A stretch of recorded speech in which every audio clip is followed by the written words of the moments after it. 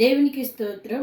నేటి దినాన మన అరుణోదయపు దేవుని వాగ్దానము గలతీయులకు రాసిన పత్రిక 6వ అధ్యాయం 17వ వచనము. నేను యేసు యొక్క ముద్రను నా శరీరం మీద ధరించుకొని ఉన్నాను. హల్లెలూయా. ప్రియమైన దేవుని బిడ్డ, ఇక్కడ పౌలు గారు చెప్తున్నారు, యేసుక్రీస్తు వారిని ఒక ముద్రగా తన శరీరం మీద ధరించుకొని ఉన్నాడంట.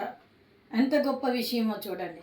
అంటే ఆయన చేత పౌలు గారు ముద్రింపబడ్డారు కనుక ఈ వాగ్దానాన్ని ఈ దినాన దేవుడు నీకు తెలియచేస్తా ఉన్నారు. నేను కూడా ప్రభువుని ధరించుకున్న వారమైతే, ప్రభు యొక్క చిత్తానుసారమైన జీవితాన్ని మనం జీవించినట్లయితే ఆయనను మనం ముద్రగా ధరించుకున్న వారం అవుతాము. అన్ని విషయాల్లో దేవుడు మనకి జయమిస్తారు. ఎప్పుడైతే యేసుక్రీస్తు వారి ముద్ర మన మీదకి వస్తుందో మనం ఆయన పోలికలోనికి, ఆయన స్వరూపంలోనికి మారుతాం. పరిశుద్ధాత్మక మరొక పేరు ముద్ర.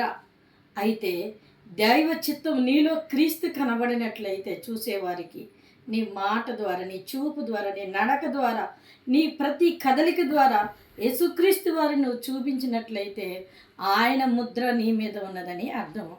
కనుక నువ్వు అరుణోదయాన లేచిన వెంటనే ప్రార్థన చేసుకొని, ప్రభువా నీ ముద్రను నేను ధరించుకోవాలి, అలా ధరించుకోవాలంటే నేను ఏం చేయాలి ప్రభువా అని దేవుని సహాయాన్ని కోరు.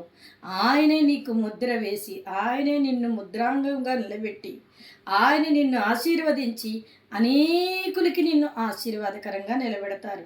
ఆయన కృప నీ వెంట ఉండి నిన్ను బలపరిచి ప్రతి ఇరుకు నుంచి, ఇబ్బందుల నుంచి, నింద నుంచి, అవమానం నుంచి ఆయన నిన్ను విడిపించి ఆయన నిన్ను ఎత్తైన శిఖరం మీద నిలబెడతారు. కనుక అరుణోదయాన లేచిన వెంటనే ప్రార్థన చేసుకుని వాగ్దానాన్ని పట్టుకొని నీ జీవితాన్ని ప్రారంభించు. దేవుడు నిన్ను ఆశీర్వదిస్తారు. ఆమేన్.